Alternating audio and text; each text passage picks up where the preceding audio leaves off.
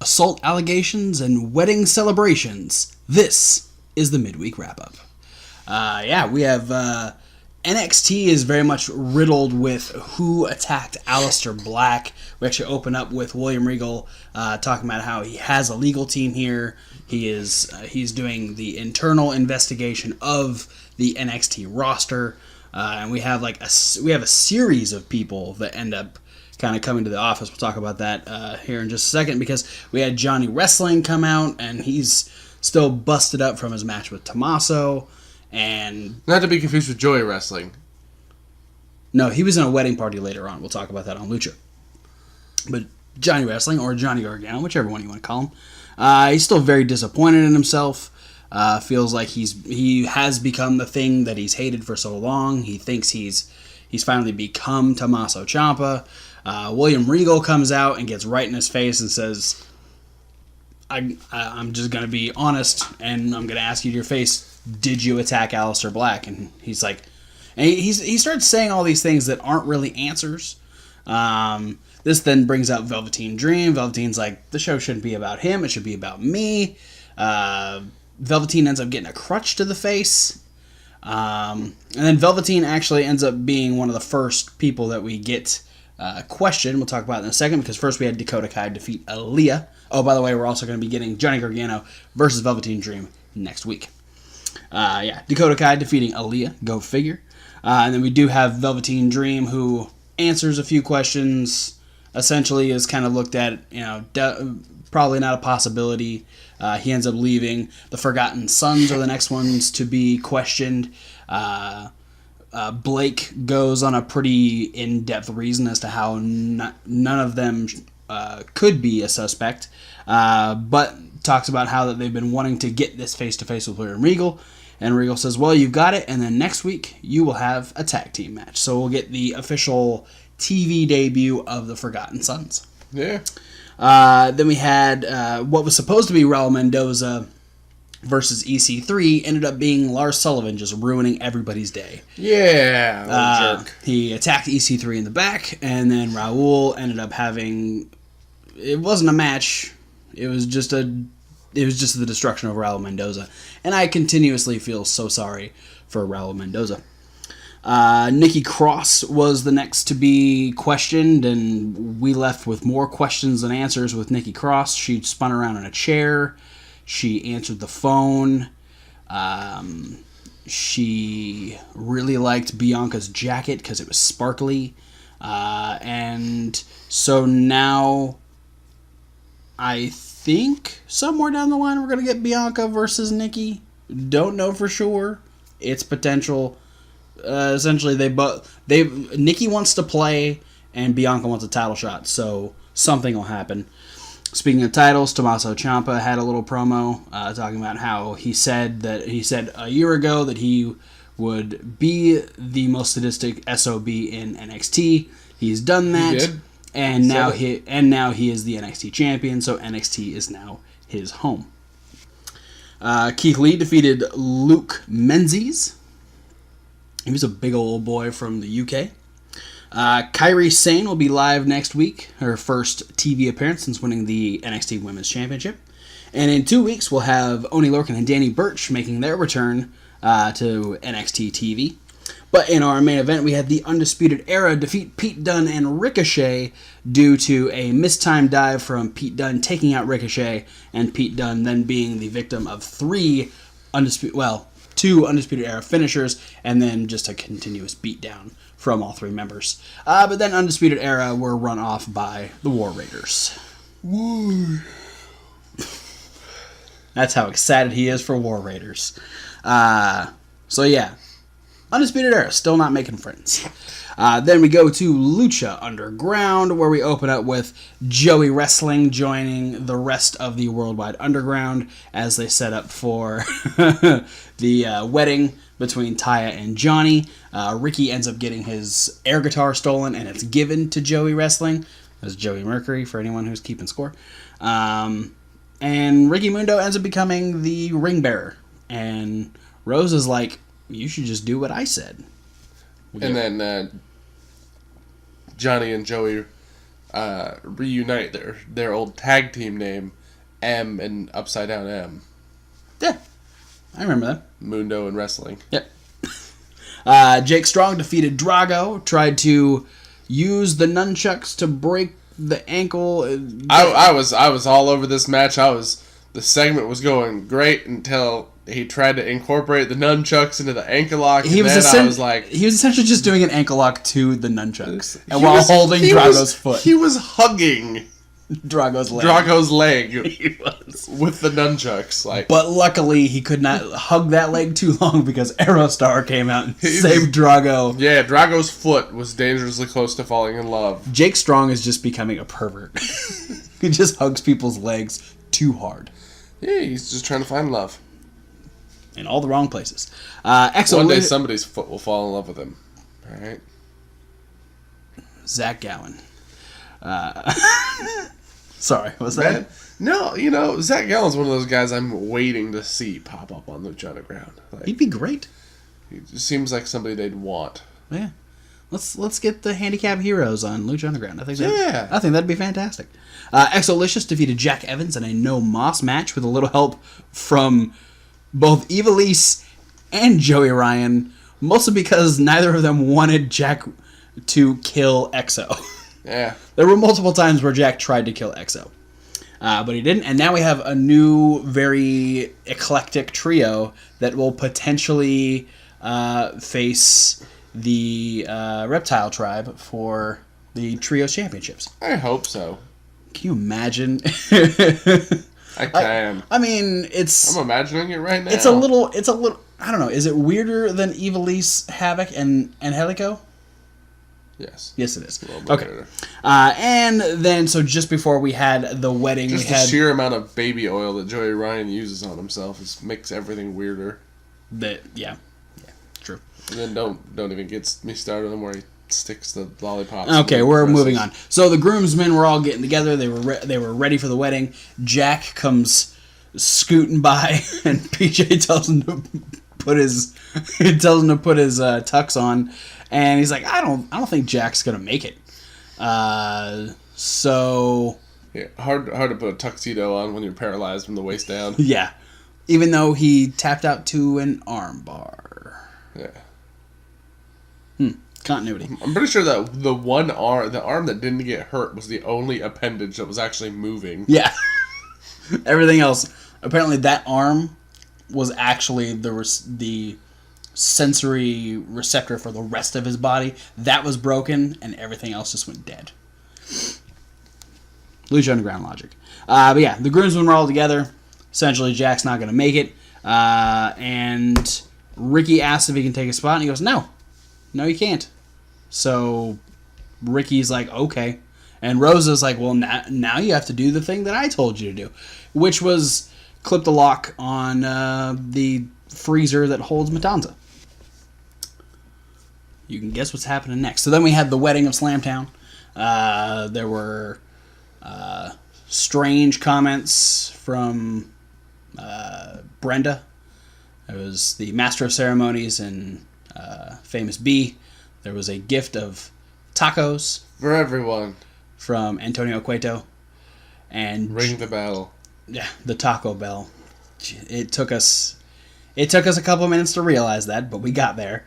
And finally, just before they were able to be man and wife.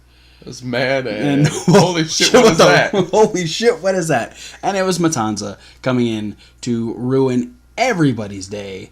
And I mean everybody. Except for Ricky Mundo. Yeah. Who sat gleefully in the crowd watching it all happen. Yeah, because he got kicked out of the ring after he brought the rings down, so he's got to watch. Yeah. But, yeah. Cheerleader Melissa making her debut. Yeah. Yeah. That's cool. I didn't realize she was still wrestling, so, yeah. I mean, you hear her name pop up every now and again, but to see her on TV was cool. Taya bled, and then was spine busted through her cake. Both PJ and Johnny Mundo took taco bumps, and Joey Wrestling disappeared. He did. He got hit, and then he was just gone. Everyone else kind of stuck around. No, Brenda fainted. That was one of my favorite And parts. Famous B took the first ever wheelchair plex. Because Matanzas a beast. But that was it for the midweek wrap up. Kevin Hawk, what'd you like? You know what? I'm going with what I was saying earlier. Up until the nunchuck hug, The match, Drago and Swaggy. Draggy and Swaggo. Yeah, Drago and Swaggy Jackson. So I refer to call him by. I refuse to call him by any other name other than Swaggy Jackson anymore. You always will. Yeah, no, this was probably Jake Strong's best match so far. Yeah. On the LU. Yeah, and it's nice. It's cool to see Drago back on the good side, and he's not just the weapon of the reptile tribe anymore. Yeah, it was a good solid match. I appreciated it. Oh, what did I like? Probably a couple things, at least. I liked Keith Lee versus Luke Menzies. I like that they're not having Keith Lee just squash people. Especially because Keith Lee presents himself as a man who could easily squash anyone. Yeah. And so to see that he actually allows his opponents to get... And I think it adds to the limitless moniker, because if he was finishing matches within 30 seconds to a minute... He'd be time limitless, Keith Lee. I was thinking more along the lines of it would beg the question, can Keith Lee go the distance? Yeah. And so the fact that that these matches go a little longer than what most up-and-comers would do, it kind of makes you go, okay, yeah, Keith Lee can keep going, and he can still do things like toss a man into the air, catch him in a powerbomb, and then powerbomb him the fuck out. That was amazing. Spirit Bomb! It was fantastic, and the fact that he did it to a guy as big as Luke Menzies was pretty fucking phenomenal. Who, by the way, has a pretty cool-looking singlet. Yeah. He's got something going for him. I think he's one of the newest signees to the Performance Center. Former rugby player. Yeah. Well, so was Cesaro, but maybe this guy actually is. Yeah, he is. Okay. You looked it up. Okay. Yeah, well, no, I mean, I remember him from one of the, like, WWE has had all these people to try out lists. Oh, right, yeah. When they talk about the you know, on the .com. The .com. Yeah, that's my like. What you love? The wedding. Yeah.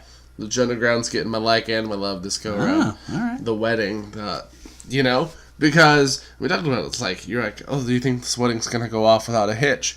And I mean, essentially it did.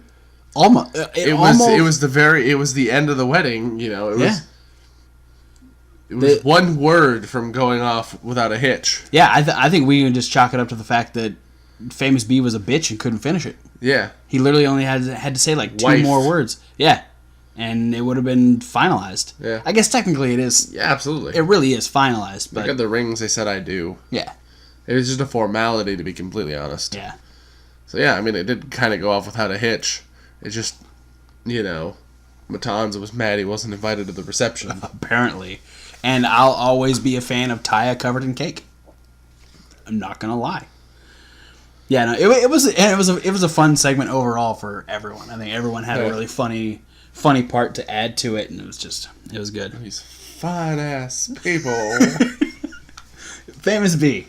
I think I want Famous B to oversee my wedding. Yeah. All I got to do is call 423 get fame, and I can get married. That's 423 get fame. I'm gonna give my love to Nikki Cross because one of the shortest segment of the night.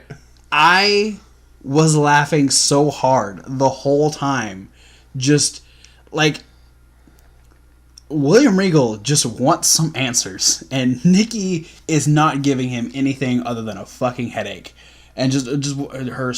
I love how into the character she gets. It is always funny. Didn't matter whether it was Regal or if it was the agent that was there or Bianca. Like, Nikki didn't give a shit.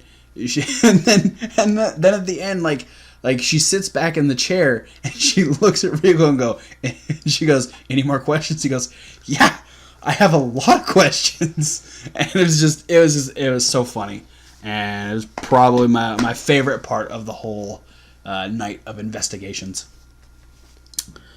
Did you dislike anything?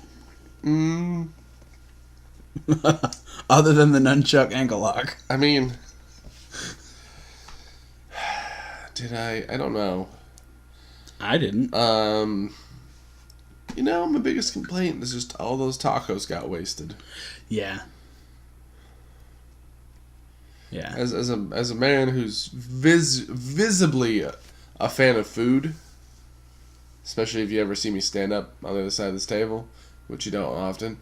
Check out some of our older videos when we're just sitting on the couch. Yeah. You can tell a little. Or punishment videos. Punishment videos, yeah. Yeah. I see all those tacos go to waste, and I get a little upset. Yeah. I was actually talking about earlier today how I've been craving tacos lately. Oh man, that must have been torture. Yeah. Just watch all those tacos go to waste. What helps is there were crunchy tacos. Soft tacos are better. I'm just the street tacos, just the two little tortilla bits with stuff in the middle. There you go. That's all you need, man. A good street taco. If it's not broke, don't fix it. There you go. So somebody fix those tables because they're broke. Fix those tacos and we'll eat them. No, we won't because they're like 6 months old at this point. And covered in sweaty man bodies. Never mind. Yeah, no, I didn't really dislike anything either. I mean, it's my biggest dislike is how long we have to wait for Oni Lorcan and Danny Burch to come back. 2 whole weeks. Yeah. What are you gonna do for 2 whole weeks? Well, one of them I'm gonna watch Johnny Gargano and Velveteen Dream. There you go. So that's good. I think that'll. It'll even it out. Yeah. Like, I think it'll quell my fury. Oh yeah, because you're so furious. You want Oni Lorcan and Danny Burch now. That's how mad I am. What did Naito do to deserve that?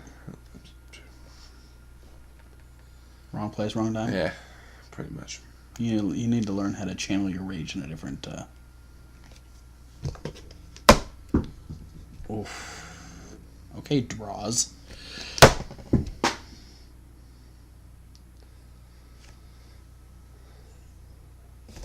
Thanks for watching, guys.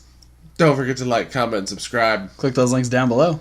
There are so many angry social media links. They're not that angry, but there are social media links. There's also a podcast link. That's the one that says SoundCloud. Or you can get this review and all of our regular reviews in podcast form. There's also Reasonable Wrestling Fans. It's reasonable to W. Like wrestling. Angry wrestling. Where we have the list with Kevin Hawk. That's me. Brand new episode coming up in a couple days. There's also soon. There's also the question of the week with Thomas Wolfe. There's other videos that we're looking to post very, very soon. We have some ideas rummaging around in our head. New ones. Oh yeah, yeah. We've had. Oh man, we've had. We're having some time. Is it a good time? Maybe. We'll find out. But there's also unboxing videos where you get to see us open up Pro Wrestling Crate, where we get cool shirts like this Rosemary t-shirt. And we also get these cool little micro brawlers like Penta that I'm trying to save from the rage that is Kevin Hawk. Tamatonga. Tamatonga. We got him in the last one. He's the newest one. Not Braun. He's not a micro brawler. No, he doesn't count. He's too tall. He's holding Cody. But there's other videos that are loosely based around wrestling. But for now, guys, thanks for watching. We'll see you at whatever video you decide to watch next. And you know what I always say? I say it all the time. Yeah. And it just helps me with my anger issues. Mm-hmm. Fuck Modus.